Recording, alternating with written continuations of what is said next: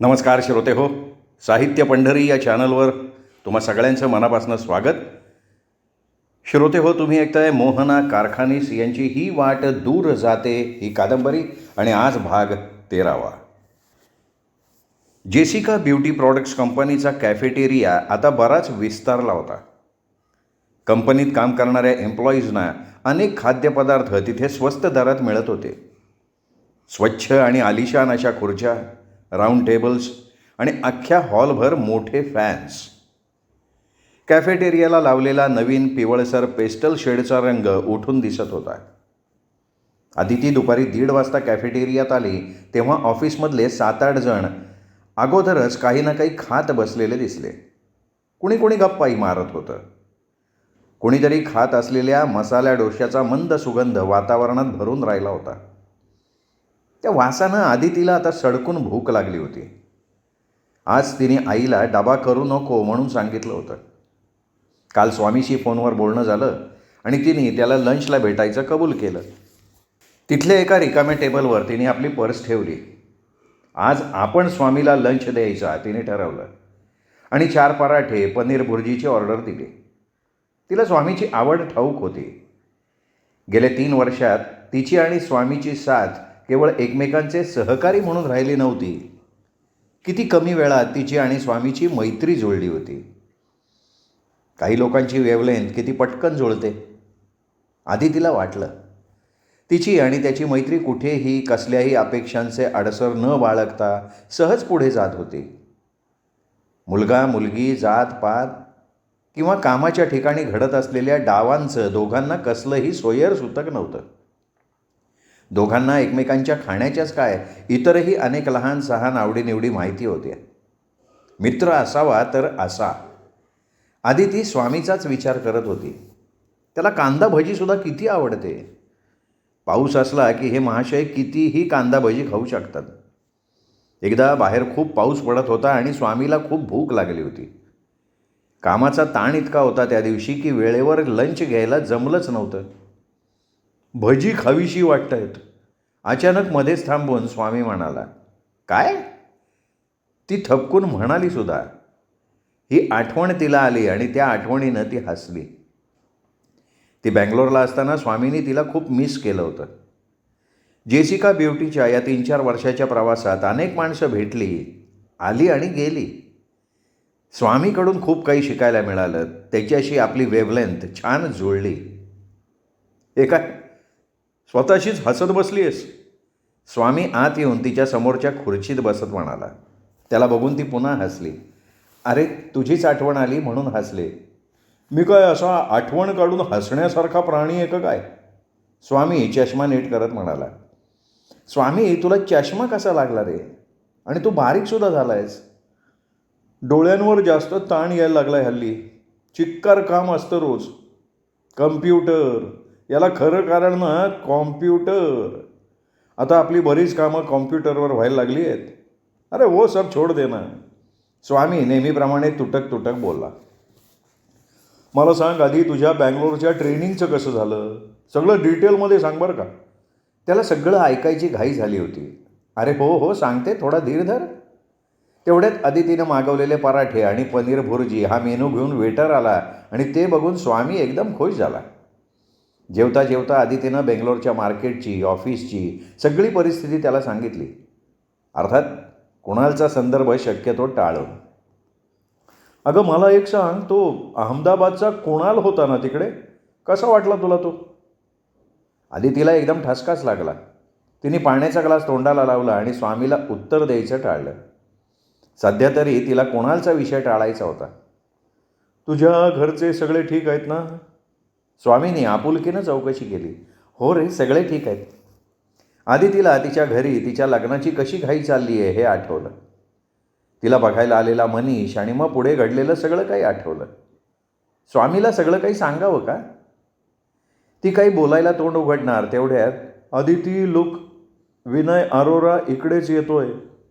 स्वामी दबक्या आवाजात बोलला. हे ऐकून आदिती थोडी सरसावून नीटनेटकी बसली. अरे बापरे, हा इकडे कुठे रे? अगं, तो इथेच येतो जेवायला. विनय 6 फूट उंच होता. त्याला चालताना बघताना त्याची उंची लक्षात येत होती. ती चांगली डोळ्यातही भरत होती. यापूर्वी आदितीनं नेहमी त्याला त्याच्या केबिनमध्ये खुर्चीवर बसलेलं बघितलं होतं. लाईट ब्लू कलरचा सूट त्याच्या उंच शरीरयष्टीला चांगला शोभून दिसत होता. त्याचे खांदे रुंद होते. आदिती त्याच्याकडे बघत असताना तो सरळ त्या दोघांच्या दिशेनं आला. दोघांनी उठून त्याचं स्वागत केलं. अरे सीट सीट सीट सीट, तो त्यांना हातानं बसवत म्हणाला. स्वतःसाठी त्यांनी एक खुर्ची ओढली आणि तो त्यांच्याजवळ बसला. तो बसल्यावर वातावरण भारल्यासारखं झालं.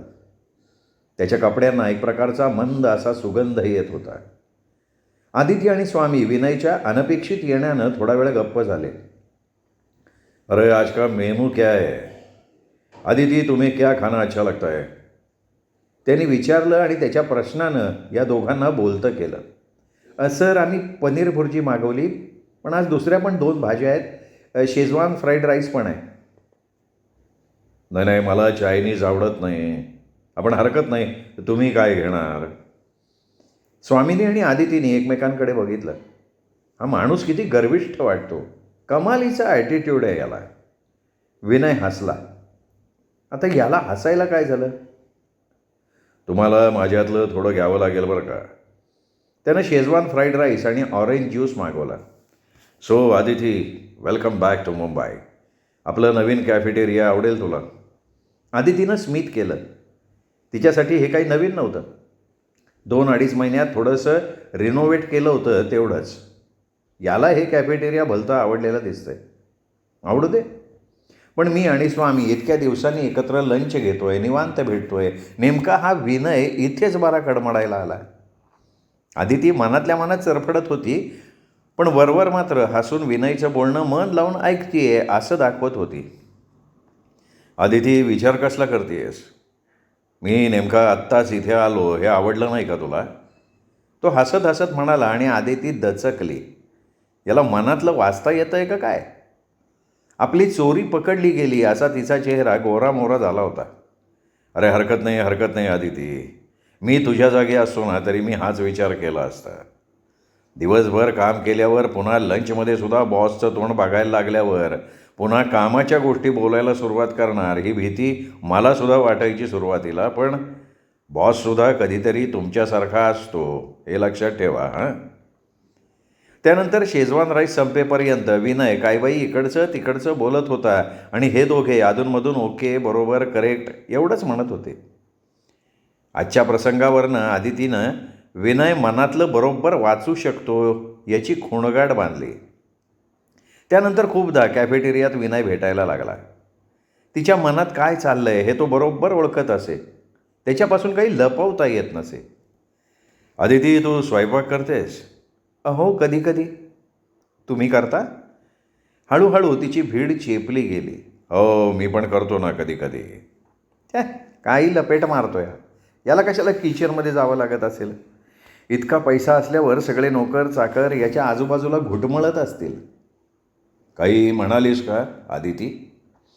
नाही, तुम्हाला कुकिंग करायला आवडतं हे ऐकून बरं वाटलं. ती सावरून घेत म्हणली. याला माझ्या मनातलं सगळं कसं ऐकू येतं? याला काही जादूटोणा येतो काय?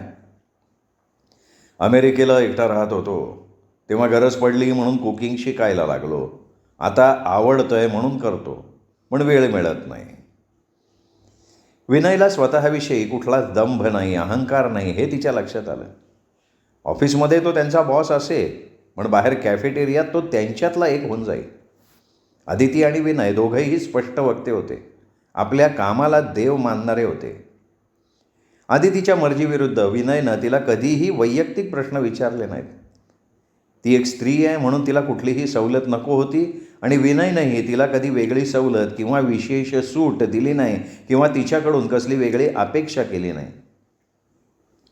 माझं बिल मी देणार. मला वाटतं आपण व्यवहारात नेहमी क्लिअर असावं. बरोबर आहे.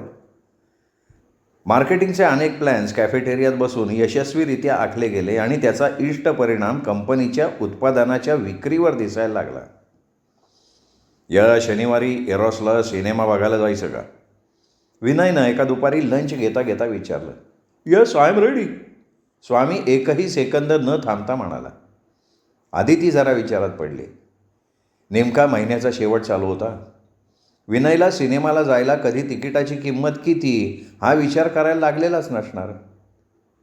यापूर्वी ती सुलभा आणि तिच्या इतर कॉलेजच्या मैत्रिणींच्या बरोबर सिनेमाला गेली होती. त्या आता लग्न होऊन आपापल्या संसारात रमल्या होत्या. अमला दुबईला बॉसशी लग्न करून नोकरी सोडून बसली होती. ऑफिसमधल्या सहकार्यात स्वामीच तिला जवळचा वाटत होता. तो येतोय, मग विनयबरोबर सिनेमाला जायला काय हरकत आहे. तरी आईबाबांना सांगून जायला पाहिजे. हे बघ अदिती, इतका विचार करू नकोस. यावेळी मी तिकीट काढतो आणि मी काही तुला खाणार नाही. शिवाय you trust Swami more, right? Vinay स्पष्ट बोलला. उद्या सांगते. तरीही आदितीला हो म्हणायची हिंमत झाली नाही. रात्री जेवताना तिने आईबाबांना या शनिवारी तिला सिनेमाला जायचं आहे असं सांगितलं. कुणाबरोबर? आईने विचारलं. आदिती थोडा वेळ काही बोलली नाही. विनय आणि स्वामीबरोबर ती एकटी सिनेमाला जातीये हे आईला कितपत रुचेल. आजीला कळलं तर गहजब होईल. मी तिला परवानगी देणार नाही अजिबात. अगं सुधा, आदिती आता लहान नाही राहिली. तिचे निर्णय तिला घेऊ देत की. बाबांनी आपला निर्णय सांगितला, मग आई पुढे काही बोलली नाही. आदितीने सुटकेचा निश्वास सोडला. अहो, लहान राहिली नाही म्हणून तर काळजी वाटते ना. त्या मनीषला बिचाऱ्याला अजून आशा वाटते.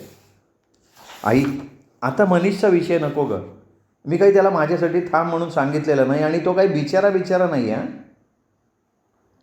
आदिती, अगं ह्या महिन्यात सचिनची फी भरायची आहे गं. 10,000ची सोय मी केली आहे. बाकीचे तुझ्याकडून काही सोय करता येईल का गं? बाबा किंचित कंपित स्वरात म्हणाले. तिला बाबांची दया आली. आपल्या मुलांसाठी किती करतात हे. त्यांना पैशाची मदत करणं हे आपलं कर्तव्य आहे. बाबा, आहेत माझ्याकडे पैसे, काळजी करू नका हो. बेटा, अजून 2-2.5 वर्ष फक्त. सचिन डॉक्टर झाला ना की माझी काळजी संपली. बाबा, पण आता फक्त MBBSवर नाही थांबता येत. आदिती हे मात्र मनातल्या मनात म्हणाली, कारण तिला एवढ्यात सचिनच्या शिक्षणाच्या खर्चाचा विषय काढून बाबांना दुःखी करायचं नव्हतं. MBBSचं शिक्षण पूर्ण करण्यासाठी बाबांना आधीच कर्ज काढायला लागलं होतं. त्याशिवाय आजी आजोबांचे लहान मोठ्या आजाराचे खर्चाची गाडी रुळावर आली असं वाटताना पुन्हा नवीन खर्च उभा राहत असे. आदितीच्या मनात यायचं, बाबांचं सगळं कर्ज फेडून टाकावं, उर्वरित आयुष्य त्यांना आरामात कसलीही काळजी न करता घालवता यावं. घरची परिस्थिती जाणून सचिन कमीत कमी पैशात आपलं सगळं भागवत होता. त्यालाही परिस्थितीची जाणीव होती, पण शिक्षण पूर्ण करताना अनेक महागडे खर्च आवासून समोर उभे ठाकत होते. हे बघा बाबा, तुम्ही कसलीही काळजी करू नका. मी चांगलं कमावते ना आता. सचिन लागेल काही वर्षांनी मार्गी. आदितीने बाबांना धीर दिला. दिवस येत होते, जात होते. प्रत्येक दिवस आदितीला नवीन काहीतरी शिकवत होता. ती शिकत होती. कंपनीतल्या कामाबरोबर दुनियादारीची नवीन रूपं तिला कळायला लागली होती. साधी सरळ एकाच दिशेत विचार करणारी आदिती आता आजूबाजूला असणाऱ्या चांगल्या वाईट विचारांच्या झंझावातांना ओळखायला लागली होती. त्यांच्यापासून स्वतःचा बचाव करायला शिकत होती. एक बॉस म्हणून विनय अरोराची ओळख होत होती. तिचं काम समाधानकारक वळण घेत होतं. पण विनय तिला शिष्ट, आतल्या गाठीचा वाटत होता. तिच्या अस्तित्वाची, सौंदर्याची दखल जणू त्याच्या खिसगणतीत नव्हती. एकीकडे तिला बरं वाटत होतं, पण दुसरीकडे किंचित हेटाळणी झाल्यासारखं वाटत होतं. आणि मग एक दिवस असा आला की मुंबईची सगळी शान छिन्न विच्छिन्न करून गेला. एका दुर्दैवी घटनेनं मुंबईचं निर्धास्त मुक्त आयुष्य चिंध्यांसारखं टराटरा फाडून टाकलं. त्या दिवशी आदिती नेहमीसारखी सकाळी वेळेवर निघून बस, ट्रेन पकडून नरिमन पॉईंट इथे असलेल्या तिच्या ऑफिसमध्ये पोचली होती. नेहमीसारखे ऑफिसमधले सगळे आपापल्या रुटीनमध्ये व्यस्त होते आणि दुपारी ती भयानक बातमी कानावर आली. दुपारी 1:30 वाजता बॉम्बस्फोट झाला असं कळलं. ते ऐकून कोणाचा कानांवर विश्वास बसेना. कोणी अतिशय घाबरलं तर कोणी आपलं काम करत बसलं. विनयनं स्वतः येऊन सर्वांना शांत राहायला सांगितलेलं. आदितीला काय करावं सुचेना. बाकीच्या स्टाफमध्ये घबराट पसरली होती. नेमका स्वामी त्या दिवशी गैरहजर होता. ती तिच्या विचारात असताना, आर यू ओके आदिती? विनयनं जवळ येऊन विचारलं. तिने मान डोलवली, पण आतून ती घाबरली होती. तिने सचिनच्या हॉस्टेलवर फोन लावला. सचिन फोनवर आल्यावर तिच्या जीव आला. हॅलो सचिन, तुला बॉम्बस्फोटांची बातमी कळली का रे? हो आदिती, मी रूमवर आहे, आम्ही सगळे ठीक आहोत. ते ऐकलं आणि तिला बरं वाटलं. पण आदिती, तू परत घरी कशी जाशील? बघते मी, तू कुठेही जाऊ नकोस, तिने त्याला बजावून सांगितलं. त्यानंतर आणखीन बॉम्बस्फोटांची भयंकर बातमी आली. आता मात्र आदिती घाबरली. तिने घरी फोन लावला. फोन बाबांनीच उचलला. हॅलो, बरं झालं तू फोन केलास. अगं, आम्ही अतिशय काळजीत होतो. तू ऑफिसमध्येच आहेस ना? कशी येशील गं घरी? बाबांनी पटपट प्रश्न विचारले. बाबा, मी बघते आता कसं करायचं ते, किंवा यायचं ते. तुम्ही नका काळजी करू. ऑफिसमधलं कोणी बरोबर येणार असेल तर बघते मी. तिने फोन खाली ठेवला आणि काहीच न सुचून ती कितीतरी वेळ फोनकडे बघत राहिली. विनय पुन्हा तिच्याजवळ येऊन उभा राहिलेला तिला कळलंच नाही. आदिती, तू माझ्याबरोबर चल, विनय तिला म्हणत होता. कुठे? ती गडबडून म्हणाली. हे बघ, माझं घर जवळ आहे, तू आज माझ्याकडे राहा. बाहेरची परिस्थिती ठीक झाली की मग परत जा. आदितीला काही सुचत नव्हतं. विनयवर किती विश्वास ठेवायचा? संध्याकाळपर्यंत विनय आणि आदिती बाकीच्या स्टाफची विचारपूस करत थांबले होते. सगळे लोक परत सुरक्षित घरी कसे जातील याची त्यांना काळजी होती. काही जण एकत्र ग्रुप करून परत गेले, तर काही जणांनी जवळपास कोणाच्या तरी घरी राहणं पसंत केलं. विनयच्या घरी जावं न जावं अशा मनाच्या द्विधा स्थितीत आदिती विनयच्या कारमधनं त्याच्या घरी गेली. अशा तऱ्हेनं कधी त्याच्या घरी जावं लागेल हे तिच्या ध्यानीमनीसुद्धा नव्हतं. किती विचित्र दिवस होता तो. मनावर विचित्रसा भयंकर ताण जाणवत होता. आत्तापर्यंतचं सगळं आयुष्य ठीक चाललं होतं, पण 12 मार्च हा दिवस सगळ्यांचंच आयुष्य बदलवून टाकणारा होता. विनयकडे अशा विचित्र परिस्थितीत जावं लागेल हा विचार कधी स्वप्नात सुद्धा आदितीच्या मनात आला नव्हता. श्रोते हो, हा होता भाग 13वा. भाग 14वा उद्या नक्की ऐका काय घडतंय. भेटूयात उद्या.